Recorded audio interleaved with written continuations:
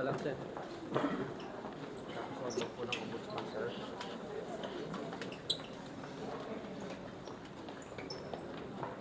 Tingin ko, sir, pagigipit po sa inyo yun, sir, yung ginagawa po na to. Well, if this is the price that I have to pay for standing on my own principles of what I believe in, so be it.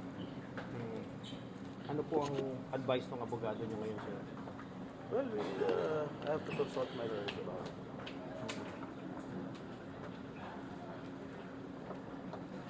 Sir, parang sunod-sunod kayo sa minority na kinakasuhan. Sa majority. Sa majority na kinakasuhan. Anong basa niyo po, sir? Kayo nilang bahala manghula. Politika ba sa tingin mo, sir? Your guess is as good as mine. Okay? Anong plano niyo, sir? Anong plano, sir? Tatrabaho pa rin.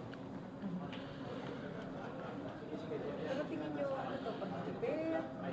No comment. No comment.